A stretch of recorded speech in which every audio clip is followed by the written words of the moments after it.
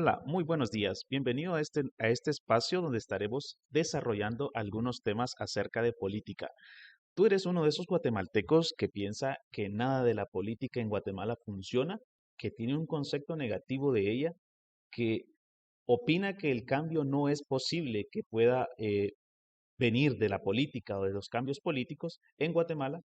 Pues te invito a que te quedes en este espacio y podamos discutir algunas de las principales ideas y realidades que determinan la política del país y al final una propuesta para mejorar la situación con la cual nos encontramos.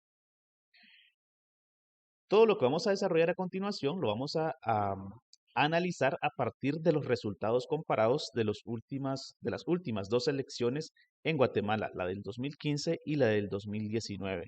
Por ello, bienvenido a este espacio, análisis, propuesta y conclusiones. Antes que nada, quiero recordarte que la política no la puedes evaluar a partir de un criterio moral, a partir de un criterio religioso. Tú puedes opinar a nivel personal que los políticos son malos, que son corruptos, que hacen pactos, que hacen alianzas, etcétera, ¿sí? Tú puedes mencionar y juzgar a partir de todas esas categorías, pero es necesario que como educación política la sociedad tenga claro que la moral no aplica al análisis político. Eso para iniciar. Siguiendo en la misma línea, es importante que reconozcamos cuál es el marco jurídico a partir del cual se desarrolla todo este sistema político, esta práctica política social. Principalmente la vamos a encontrar en el en el título 3, el Estado, capítulo 1. Sí, esto lo encontramos en el artículo 140 y 141 de la Constitución Política de la República, en la cual nos habla acerca de la naturaleza del Estado de Guatemala. Es un Estado libre, independiente, soberano, organizado, democrático y representativo. Y sin olvidar también que es republicano. Sin embargo, en el artículo 141 también se destaca la importancia de la soberanía de la sociedad respecto a sus gobernantes. ¿Qué es la soberanía? Es la acción que desarrolla cada ciudadano, cada individuo al momento de elegir a un representante o a un candidato político. Es decir, es emitir tu voto. Esa capacidad o esa cuota de poder que tiene cada uno, a eso se le llama soberanía. También tenemos la ley electoral y de partidos políticos, la cual en el artículo 3 nos menciona los derechos y deberes de los ciudadanos.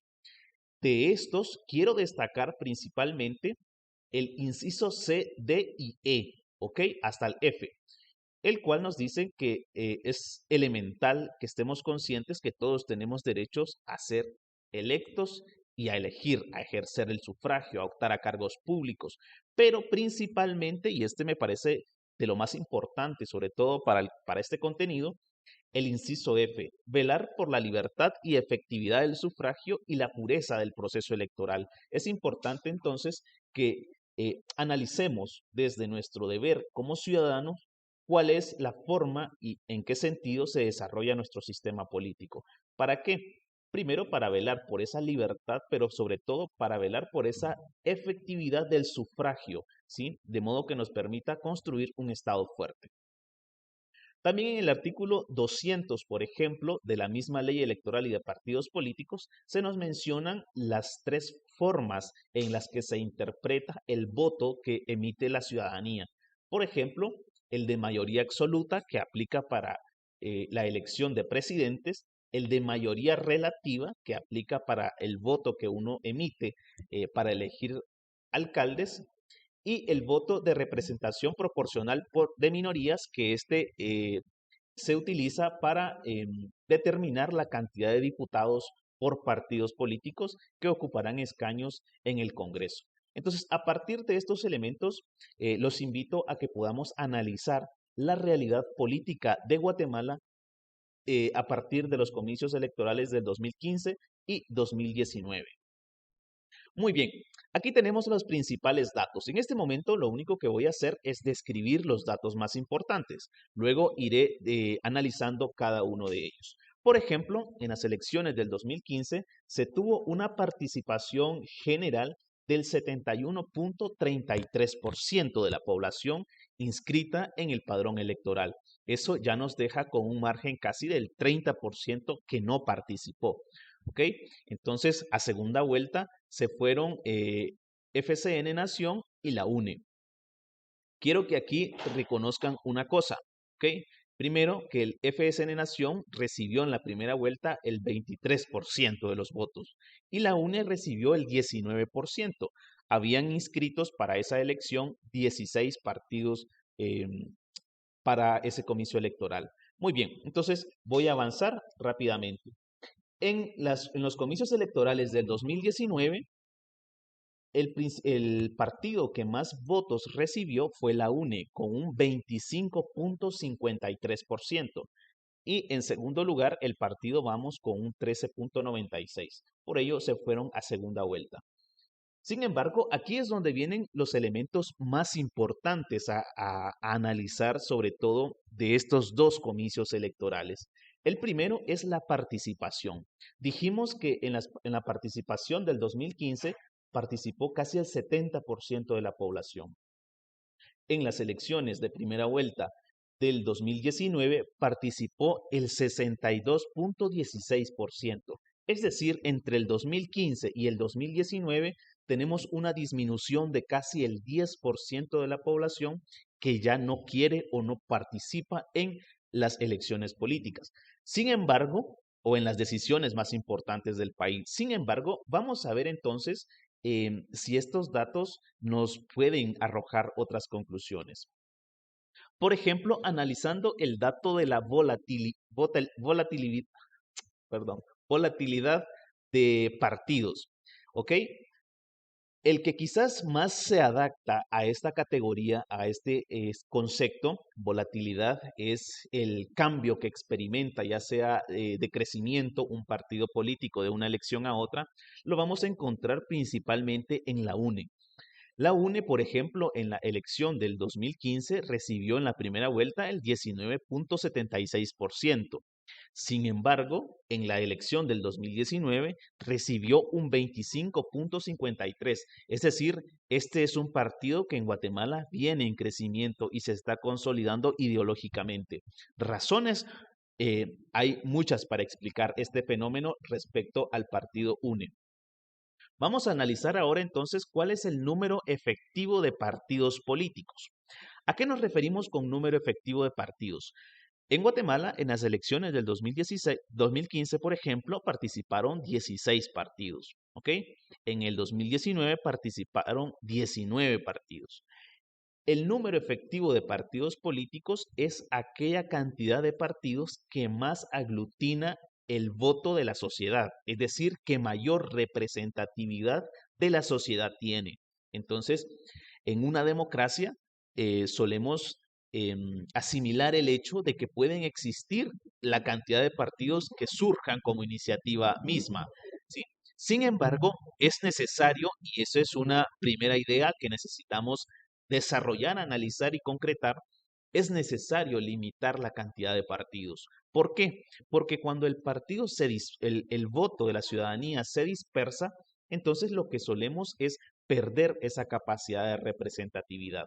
Entonces, en las elecciones, por ejemplo, del 2015, de 16 partidos, 5 son los que aglutinan la mayor cantidad de votos o la representatividad de la sociedad.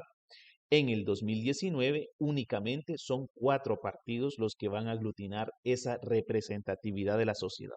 Entonces, de 19 partidos, en realidad lo que deberíamos de tener son 4 para el 2019. Y en las elecciones del 2015, por ejemplo, los únicos partidos que tenían capacidad para representar a la sociedad eran 5. ¿Sí? Entonces, nos hace falta acá una forma de poder limitar esa capacidad de partidos políticos y evitar con ello entonces otros fenómenos como el que vamos a ver, por ejemplo, en este momento.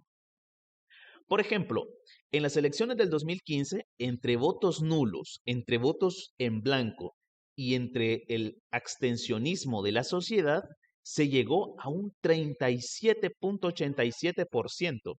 Es decir, si el partido que más había obtenido votos en la en los comicios del 2015 obtuvo 23%, entre el abstencionismo, votos nulos y votos blancos, se llegó a un 37.87%. ¿Qué quiere decir esto? Esto quiere decir que tenemos un fenómeno presente en nuestro sistema que no tiene representación jurídica, ¿sí? Pero que está determinando de forma negativa nuestro sistema. Tenemos casi un 40% de la sociedad que no está siendo representada y por ello muchas veces vamos a encontrar entonces un, un desacierto o a veces una inconformidad de parte de la sociedad o una falta de representación de la sociedad con sus representantes políticos. Vamos a ver qué sucedió en el 2019. Según los datos oficiales del Tribunal Supremo Electoral, el abstencionismo fue del 37%. Sin embargo, si a estos unimos igualmente votos nulos, votos en blanco, más el abstencionismo, llegamos al 52.73%. Es decir, no solamente que la participación ya bajó para el 2019 un 10%, sino que el 50% de los ciudadanos inscritos en el padrón electoral ya no participó de este comicio electoral. Nuevamente volvemos a encontrarnos con un fenómeno negativo que está determinando nuestro sistema político y que no está siendo tomado en cuenta.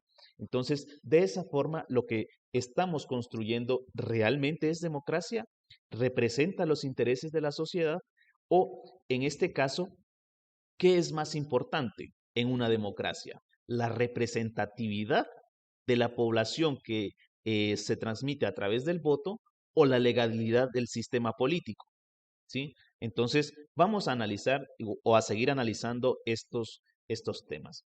Igualmente, la fragmentación del voto la podemos encontrar eh, de diversas formas. ¿Qué es la fragmentación? La fragmentación es cuando un ciudadano, por ejemplo, una persona, va o se encuentra en el momento de elegir y no sabe por quién va a emitir su voto o tiene muchas opciones por las cuales emitir su voto.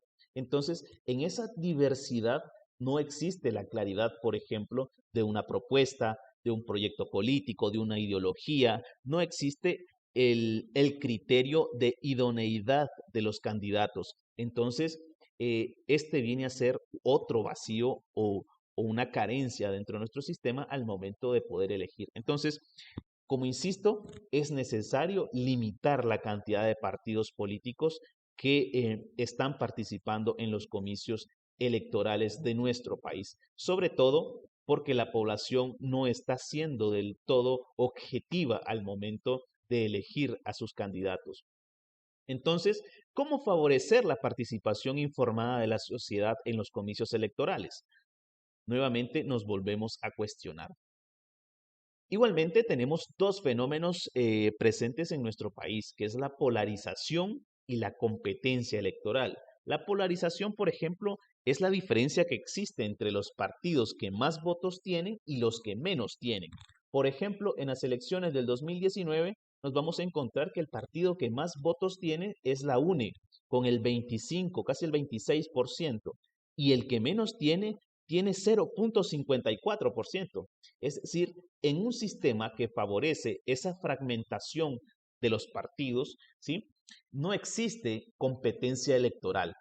Y el hecho de que no exista competencia electoral, entonces nos deja con un sistema estático que poco a poco va adoptando nuevas prácticas o nuevos fenómenos dan lugar en él de forma negativa.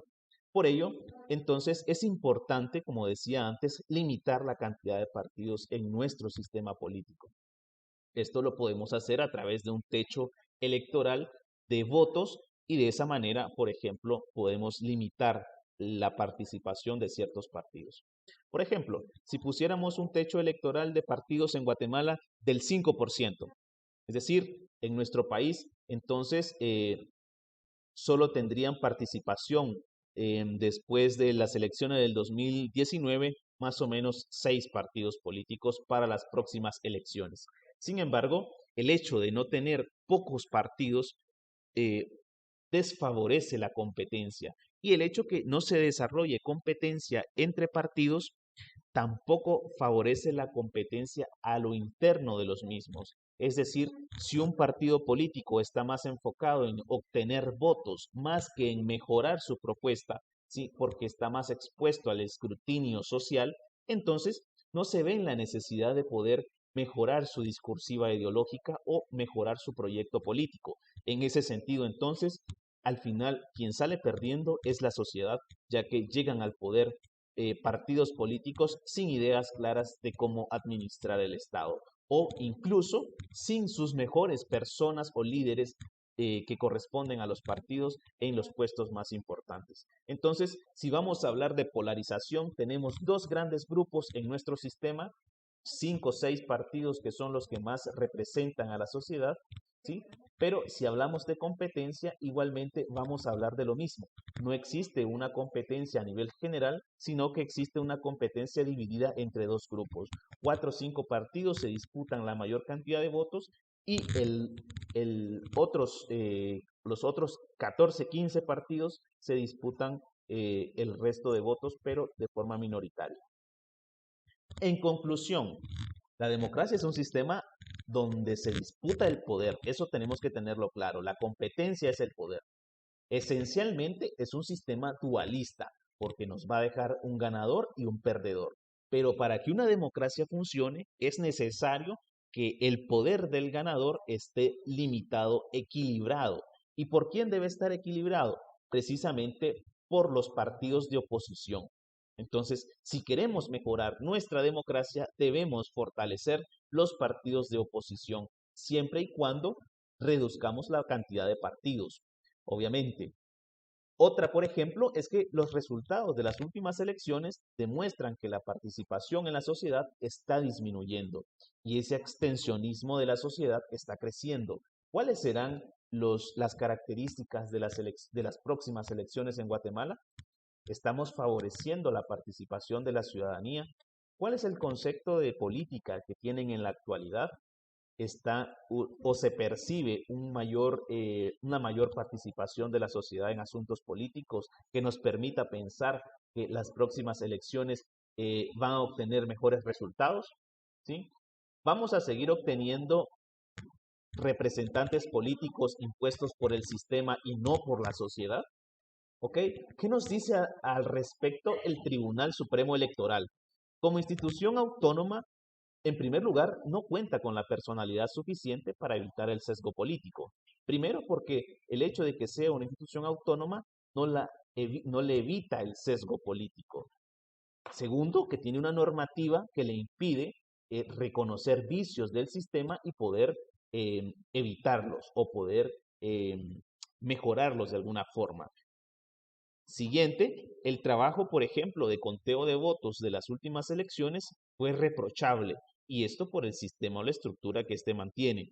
Y por último, que la educación política con la que se cuenta en la sociedad no está siendo favorecida desde el Tribunal Supremo Electoral, ente que debería, en todo caso, de fortalecerla.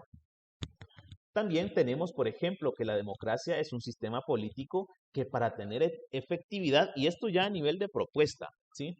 Para tener efectividad debe tener un techo, como le decía, de partidos políticos. No podemos seguir teniendo esta cantidad de partidos de forma desorganizada que no están favoreciendo la participación o el reconocimiento de lo mejor que tenemos en política en nuestra sociedad. El sistema, por ejemplo, de listas cerradas es un sistema que favorece a los partidos mayoritarios y en esa medida es una estructura o es un sistema eficiente como para que pensemos entonces en reducir nuestro sistema o reducir la cantidad de partidos. Las listas cerradas favorece a los partidos mayoritarios. Por ello, reduciríamos la cantidad de partidos, pero al mismo tiempo favoreceríamos el hecho de que la sociedad reconozca los proyectos políticos y que los partidos a lo interno entonces se vean obligados a mejorar su proyección política, ¿sí? Entonces, en ese sentido, el voto va a ser algo más disputado, pero sobre todo de parte de la sociedad más objetivo, más racionalizado, más informado, ¿sí? para que podamos mejorar nuestro sistema y la participación de la sociedad. Últimamente, por ejemplo, estamos viendo algunos fenómenos interesantes de fiscalización y pongo estos dos personajes como referencia nada más, ¿sí? Pero hay muchísimos otros diputados que están haciendo un papel de fiscalización y de oposición excelente en nuestro país y eso está limitando de alguna forma el poder del Ejecutivo o del gobierno del partido ganador. Esto es lo que necesitamos, fortalecer la oposición en el país, ¿sí? Entonces, como pudieron ver, en primer lugar, la política no debe ser analizada desde criterios morales, ¿sí? Eso, en principio, ni de criterios religiosos. Debe ser analizada desde la legalidad, desde la ley y desde aquello que permite el juego de poder, ¿sí? En segundo lugar, tenemos normativas que nos obligan como ciudadanos, deberes y derechos, que nos responsabilizan como ciudadanos a velar por la efectividad, por ejemplo, de nuestro sistema. Si no lo sabía, hay tres formas de interpretar el voto que emitimos en las elecciones: mayoría absoluta, mayoría relativa y representación proporcional de minorías para elección de diputados. Tenemos fenómenos bastante alarmantes en las últimas dos elecciones que sobre todo vamos a ver representados en esta imagen, ¿sí? Tenemos el 37.87% y el 52.73% de la sociedad que no está participando del sistema. Entonces, frente a ello, nos seguimos preguntando qué es más importante en la democracia: la participación o el valor que da la representatividad a la democracia, o es más importante eh, el sistema como tal, ¿sí? Entonces, vale la pena que nos interesemos por identificar cómo se está desarrollando nuestra democracia y qué podemos hacer para mejorarla. Muy bien, espero haberles aportado información, dato, análisis, algunas ideas.